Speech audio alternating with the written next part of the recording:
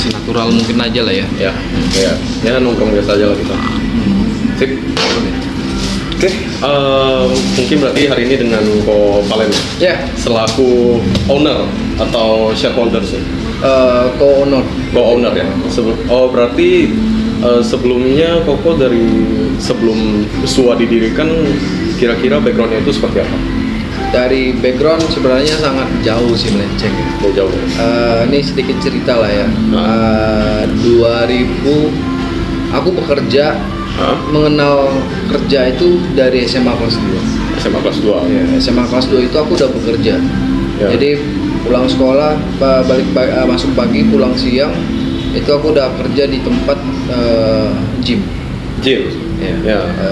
Gym dulu karena termotivasi dalam satu hal yang aku kok nggak bisa gendut gitu kan, dalam artian Berarti backgroundnya kurus banget. Aku apa ya, kalau di kategori badan itu ada 3 jenis badan. Aku bukan ada kata-kata Ya. struktur badan lah. Ya. Dalam di gym tuh ada itu seperti itu loh. Nah, aku tuh termasuk yang susah gendut, udah minum Aparten Wegen, makan banyak, sehari bisa makan 5 kali.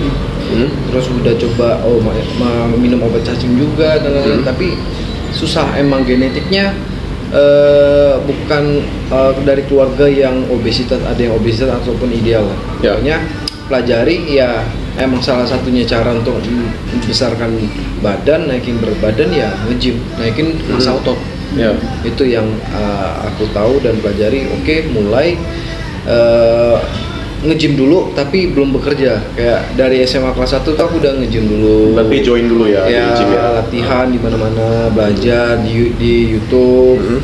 Dulu masih belum yang kayak dulu tuh aku saking susahnya punya kuota. Karena di rumah cuma ada wifi, jadi searching di rumah, ingat pelajarin, dipraktekin di gym. Jadi itu dulu HP aku masih belum canggih banget lah, belum yang ada bisa kuota gitu lah. Iya. Belum yang bisa searching dan lain-lain lah. Masih pakai BlackBerry kalau nggak salah dulu lah. HP yang dulu masih agak kurang ya untuk Jadi searching bukan itu. yang udah kayak sekarang lah. Jadi ingat di rumah praktekin langsung di tempat gym. Itu tuh sering tuh setahun. Nggak lama dapat tawaran dari temen, mau nggak nge-gym di sini aja, banyak anak sekolah juga, anak Petrus. Kebetulan yang kerja di sana juga anak SMA Petrus juga, abang kelas aku. Dan dia tuh mau resign, cari pengganti bosnya. Ya udahlah, aku menawarkan diri, dikenalin sama bosnya, terus asik juga. Belajar, mau diajarin juga sama bosnya. Itu lokasinya tuh di Veteran untuk Suropati, Alvaro Gym. Alvaro Gym ya, tahu. Saya tahu ownernya. Dulu aku di sana. Aku belajar sama ownernya, benar-benar nggak ada basic apa-apa tentang gym. Ya. Jadi belajar dari nol, dari ibarat kata instruktur tapi badannya kecil. Apa nih? Kan lucu kan. Makanya dari situ pun termotivasi lah buat nge-gym. Selama SMA sampai lulus SMA aku di sana kerja 3 tahun lah. 3 tahun. Kerja di Alvaro tuh, dan menurut aku banyak yang aku bisa pelajari perihal tentang anatomi badan, struktur badan, otot, gerakan dan lain-lain. Itu cutting, bulking, sampai mengikuti kompetisi juga. Sempat ikut di body contest juga, sempat ikut. 3 tahun itu lumayan lah, turun sana turun sini. Tapi emang untuk juara sangat sulit karena saingannya juga gila-gila kalau sangat kompetitif kalau untuk di dunia bodybuilding ya. Sangat kompetitif lah. Dan itu lumayan menyita waktu juga. Konsistensi benar-benar yang nggak ada day off. Even pernah sampai diet itu 3 bulan makan makanan yang rebus, benar-benar no MSG, full steam, karbo pun diperhatikan, protein diperbanyak. Ditambah lagi asupan suplemen. Itu awal-awal yang sebelum aku mengenal kopi, dan bisa dibilang aku selama aku karena aku kerja di Starbucks itu umur 20 tahun. Jadi selama aku 20 tahun itu belum pernah nyentuh kopi yang nggak suka, tertarik sama kopi. Oh, berarti setelah dari dunia di gym itu, ya berarti kan sebelumnya bekerja di gym, habis itu Koko lanjut di Starbucks. Iya, jadi Posisinya di mana tuh, di Starbucks? sempat jadi itu udah long way kerja di gym itu 3 tahun, lulus SMA, merasa jenuh, titik jenuh yang dimana yang dilakuin sama ya pastilah kan, titik jenuh di saat kerjaan 3 tahun gitu-gitu aja. Ada dapat tawaran dari teman, Len, itu ada brand baru tuh, brand terkenal, dia bilang, Starbucks. Even aku aja nggak tahu Starbucks itu apa. Even aku aja nggak tahu. Karena emang dulu perkopian gini masih ini masih jarang, apalagi masuk ke Pontianak ya. Kita taunya di Pontianak Warkop. Iya, 2015 itu Starbucks masuk, mencoba untuk interview. Nah, temen tuh dikasihkan sesi interview ini di Starbucks itu kan banyak ya. Ini tuh golongan terakhir kalau nggak salah. Jadwal golongan terakhir. Terus dikasih tahu, Len, ada minggu ini ada ini nih, Starbucks buka lowongan gitu. Itu 3 apa 4 hari ya? 3 hari. Aku masih ingat, Kamis, Jumat, Sabtu. Kamis, Jumat, Sabtu. Kamis ini harusnya aku pergi, tapi aku lupa. Lupanya tuh sampai hari Jumat. Ujung-ujung Jumat itu udah nggak sempat lagi, keinginannya di sore. Jadi mau nggak mau Sabtu aku pergi, kumpulin CV. Even aku aja buat CV aja ngelantur lah, masih salah lah. CV-nya masih belum yang proper banget lah. Seadanya dengan pengetahuan yang udahlah, pergi di Mega Mall, interview di sana. Oh, berarti cabang yang pertama masuknya di sana di Pontianak, di Mega Mall nanti. Nah, interviewnya tuh melewati 2 tahap. Ada 2 orang yang interview. Seperti itu. Jadi tahap pertama tuh perkenalan dulu, kayak background aku apa, kerja sebelum apa, dan dia melihat mungkin interestnya adalah aku kerja lumayan lama di kerjaan sebelumnya 3 tahun. Itu yang salah satu yang dia melihat. Jadi lihat konsistensinya, loyalnya juga, loyalitas. Dan ya itu keuntungannya salah satu. Dan pas udah masuk dan melihat, oh rupanya sistem mereka interview dan cari karyawan tuh salah satu nilai jual juga adalah looks, penampilan. Itu juga menarik. Rupanya di tahun itu daya tarik orang juga untuk mencari yang looks yang enak dilihat lah. Berarti yang namanya beauty privilege itu ada. Itu salah satu yang ada nilai jual. Cuma biasanya kalau yang biasanya udah terima kayak gitu, dia melihat pantas gak dipertahankan, pantas gak dikasih jabatan lebih, pantas gak dikasih tanggung jawab lebih. Kalau sudah mempunyai privilege seperti itu, which is dia harus punya attitude yang bagus, skill yang bagus, leadership yang bagus.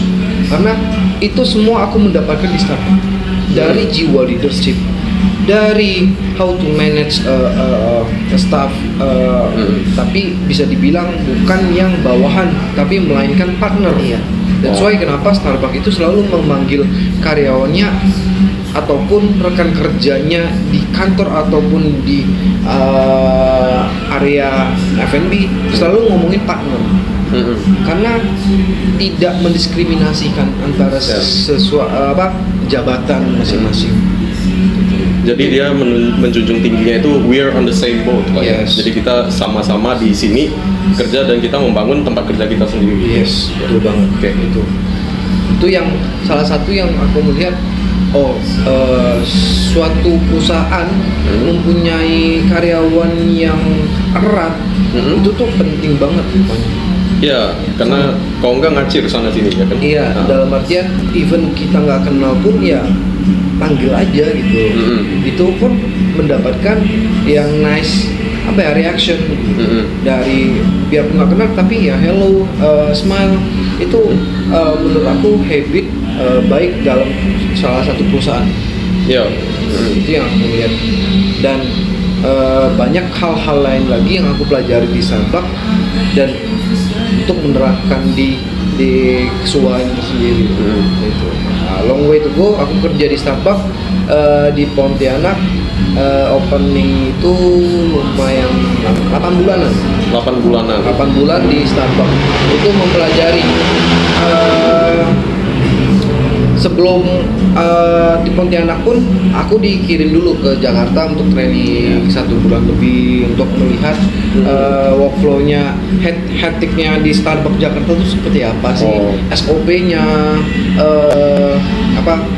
pembelajaran, sistem pembelajarannya, trainingnya, itu tuh semua diatur.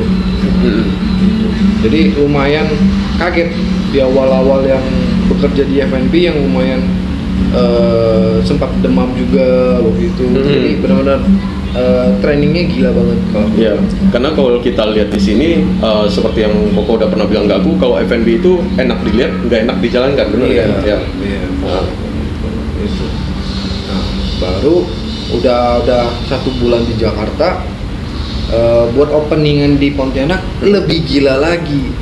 Antusiasmenya tinggi. Iya. Karena ini adalah first store di Pontianak, jadinya tuh pecahnya tuh enggak terprediksi. Dan lumayan chaos sampai itu kan Pontianak itu kan bukanya 2 cabang langsung di bandara sama Mega Mall. Sampai tim yang di bandara itu bantu turun ke Mega Mall. Karena mereka belum buka waktu itu, di duluan kan Mega Mall dulu. Itu yang lumayan chaos. Ya aku kasih spill aja lah ya. 1 bulan itu 1 M itu ada. 1 M. Booming sekali. Padahal outletnya nggak gimana gede ya. Iya kan? Iya. Cuman untuk secara profitnya itu tinggi karena antusiasmenya itu dia baru outlet pertama hitungannya ya kan. Iya, dan orang-orang itu juga baru mengenal gitu. Iya.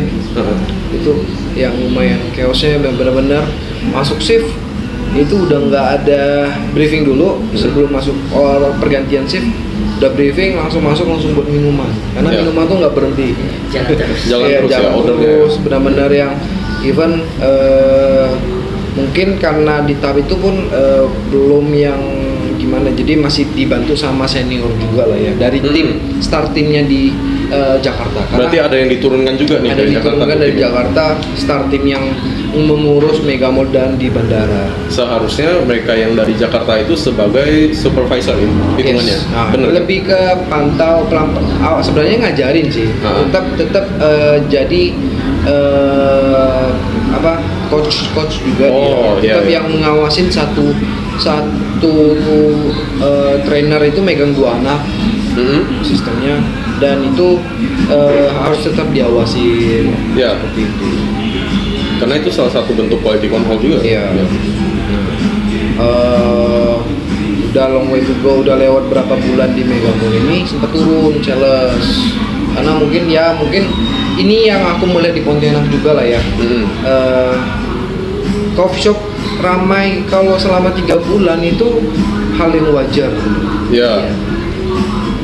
Dan kalau dia bisa meramaikan itu, mempertahankan sampai berbulan-bulan sampai setahun, berarti cafe shop itu punya karakter dan emang dari segi penataan kafe dan menu itu tuh mungkin udah masuk di seleranya Pontianak lah. And it'll also orang-orang di sini bakal ngerasa kayak tempat ini worth it buat ke situ gitu loh. Itu yang sulit lah untuk membuka usaha. Gitu.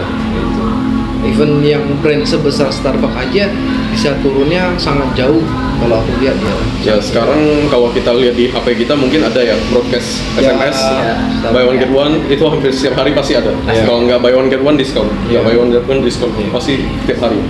Dulu event promo aja jarang gitu. Dan kita taunya Starbucks itu kopi mahal ya. Iya. Wah, itu high class. Dan ya banyaklah marketing yang dipakai di Starbucks untuk mengguide ini loh perbedaannya Starbucks, kenapa bukan cuma kopi tapi yang mereka jual adalah sebenarnya brand sebagai social life. Oh. Jadi orang merasa kenaikan strata sosialnya itu naik di saat dia duduk di Starbucks. Lifestyle, it's part of the lifestyle, the culture itself gitu ya. Yeah. Itu yang marketing mereka yang membuat Starbucks tuh terlihat apa ya, mahal lah. Ibarat yang nongkrong di sana juga orang-orang yang berduit. Iya benar, karena satu cup kopi aja udah. Iya. Dengan yang masuk ke dunia Pontianak yang banyak yang warkop. Ya warkop yang cuma berapa gitu. Iya. Jadi setelah dari Starbucks itu perjalanan kira-kira 8 bulan, hampir setahun ada nggak di situ? Enggak, 8 bulan aja. 8 bulan aja ya? Karena ngerasa ini yang di titik yang mungkin aku mulai ketemu sweet spotnya kopi. 8 bulan, sebelum 8 bulan lah ya, kayak memikirkan kok ngerasa stuck, kok ngerasa ilmu yang aku dapatkan enggak terlalu tinggi dan sangat beda dengan coffee shop yang sekarang. Karena jujur Starbucks, jika kamu masuk Starbucks, yang kamu pelajari adalah kopi-kopi Starbucks semua. Iya. Tergantung diri kamu. Kalau kamu mau keluar dari zona itu, is a good way. Salah satu yang, kamu nggak mengenal kopi Starbucks juga, tapi kamu untuk keluar dari dunia kopi di luar negeri, kamu masuk di lokal Indonesia yang begitu banyak kopi-kopi Indonesia yang enak, terbaik, yang sudah diakui internasional juga, gitu loh. Yang aku lihat sekarang perkembangannya itu sangat signifikan banget. Ya. Gitu. Berarti setelah dari 8 bulan itu, Koko mulai ketemu sweet spotnya, habis itu mulai ngulik lah ya istilahnya. Move to Jakarta lah ya. Move to Jakarta. Pindah outlet. Pindah outlet. Ya, tetap di Starbucks tapi pindah outlet. Oke. Itu. Jadi aku minta mutasi bebas mana aja, yang penting aku mencoba untuk survive, untuk belajar, untuk mandiri, belajar untuk apa sih sesusahnya untuk kita mandiri, untuk kita tinggal sendiri. Kita harus mencoba dan mencari tahu itu dulu sebelum kaget apalah. Intinya ya kita harus ngebangun mental kita juga. Karena menurut aku anak laki-laki emang wajib dan harus merantau menurut aku. Ya, itu biar udah bisa stereotipnya juga sih. Biar bisa ngerasain. Iya. Nggak ada salahnya juga. Iya. Jadi berarti setelah mutasi ke Jakarta itu di sana berarti masih dalam kurun waktu yang 8 bulan itu ya? Atau di luar dari yang 8 bulan tadi? Di luar dari 8 bulan. Di luar dari 8 bulan tadi, habis itu Koko mutasi ke Jakarta, itu dalam kurun waktu berapa lama itu? Di Jakarta itu 2016 Februari. Itu pindah di lokasi G-Expo, kebetulan ke lokasi kawasan yang bisnis tuh ya? Iya, kebetulan dapat yang lokasi yang strategis dan enak, dekat dengan kuliner Pontianak juga. Di Pademangan. Iya. Jadi belakangnya G-Expo itu ada Pademangan. Tahu. Kebetulan banget dapat kos-kosan yang deket banget sama kerjaan. Jadi cuma jarak 2 menit 3 menit jalan kaki udah sampai. Udah nyampe. Iya, nggak perlu motor dan lain-lain lah. Paling kalau emang mau cari makan yang agak jauh-jauh ya mau nggak mau pinjem lah ya. Jadi kosnya di Pademangan juga, banyak makanan kuliner Pontianak juga. Jadi itu kayak ya pas aja gitu. Dan ya biarpun yang nggak ada AC atau apa, tinggal ya merasakan awal-awal susahnya lah. Ibarat kata nggak hidup nyaman banget lah. Ngerasain susahnya itu seperti apa. Jadi dari sana lah kenalan sama store manager baru, tim baru yang bisa aku bilang gila dalam artian banyak budaya-budaya orang-orang yang dari background yang berbeda-beda dari segi religius dan juga background orang-orang yang emang di sana sambil kuliah dan kerja juga, banyak mengenal customer yang lumayan enjoy dan akrab dengan karyawan-karyawan di sana juga. Lumayan kaget lah ya dengan vibe-nya, lingkungannya yang bisa aku bilang kalau dapat customer yang akrab enak banget ngobrolnya tuh, yang benar-benar plong. Emang datang buat ngobrol dengan barista. Gitu.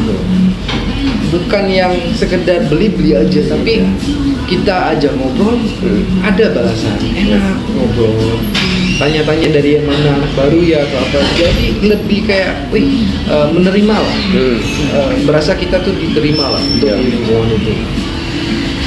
Kalau itu gue kerja di J-Expo menghadapi banyak beberapa event yang gede-gede, sampai DWP pun udah ngerasain juga event. Ya karena di sana emang kawasan yang berkaitan dengan event. Nah, di sana sampai Jakarta yang tiap tahun itu lupa ulang tahun Jakarta kalau nggak salah.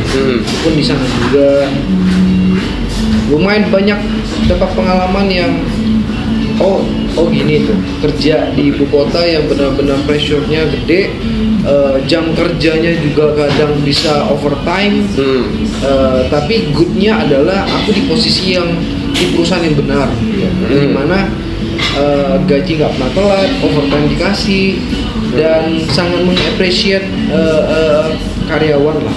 Ya, itu. Berarti kultur dari perusahaannya itu sangat penting juga untuk survivability dari staff-staffnya di situ ya. Cara mereka memanage keuangan yang salah satunya megangkan MAP Starbucks itu.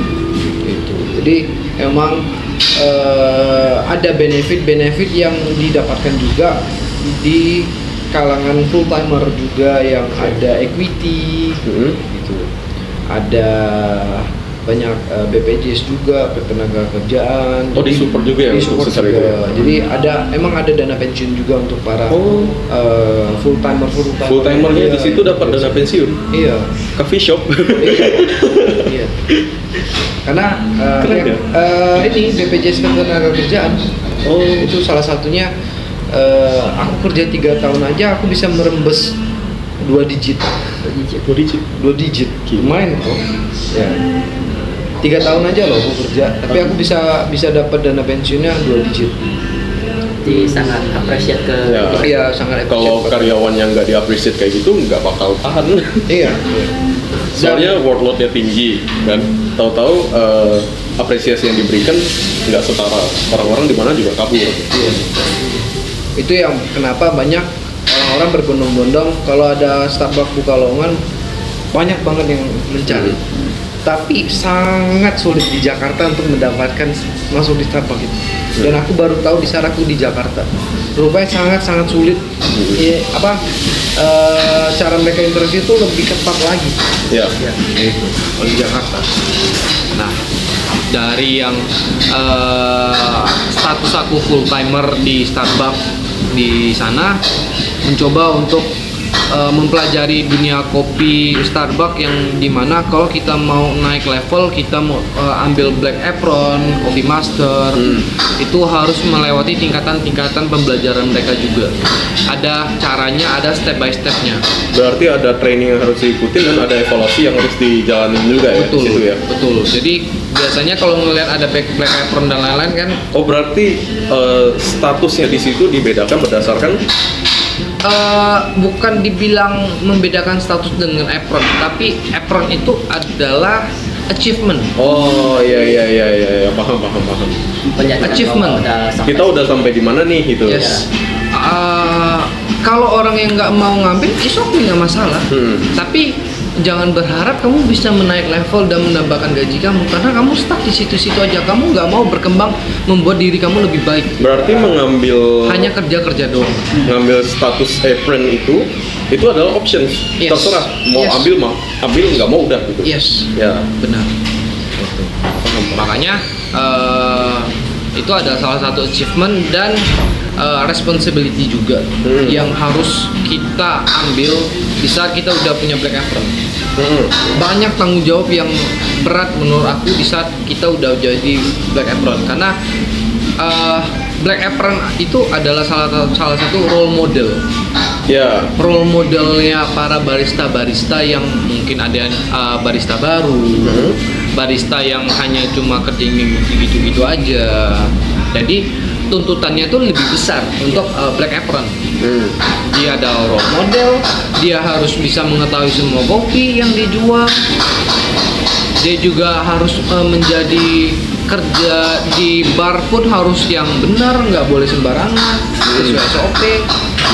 Jadi banyak responsibility yang mereka ambil kalau sudah menjadi black apron, karena di sanalah menjadi tingkatan yang lebih tinggi lagi untuk menjadi supervisor, yang dimana kerjaannya juga ada berat, ada bagian dokumentasi juga, ada harus input barang juga, harus bisa training karyawan juga. Jadi tanggung jawabnya itu udah bukan di area barnya dong, iya, udah di luar dari itu, udah lagi secara operasional gitu. Yes, udah di shift tersebut, makanya namanya shift supervisor di sana. Dari shift supervisor untuk meningkatkannya lagi ada asisten manager. Ya, itu lumayan lagi, karena di asmen itu menurutku kamu harus bisa melihat toko kamu tuh mengarah kemana sih promonya, weakness-nya di mana, opportunity-nya di mana. Jadi berarti harus diperhatikan. Kemampuan analisanya itu juga harus tinggi ya. Analisa itu penting banget. Kalau sudah buka usaha, analisa itu penting banget untuk kita membuat marketing mana sih yang bagus, marketing mana sih yang cocok untuk menembak target kita sesuai dengan sasaran. Berarti kalau ngomongin tentang awal karirnya ini kan dari sebelumnya dari gym, terus kita langsung masuk ke Starbucks nih. Setelah dari Starbucks kan berarti Koko udah beberapa udah ada lah achievement dan pengalaman yang cukup gitu kan. Di mana SUA masuk?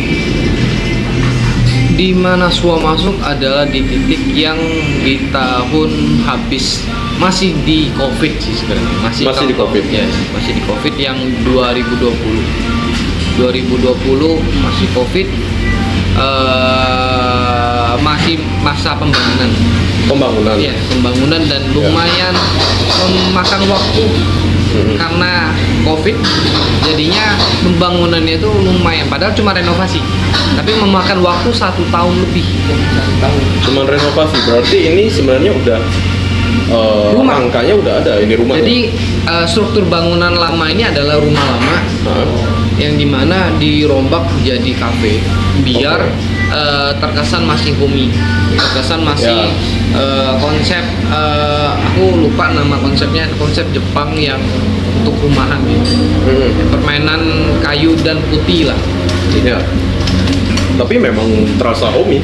Pada saat interview dengan Arga, aku sendiri ada bilang kalau SUA tuh kesannya emang kayak rumah gitu.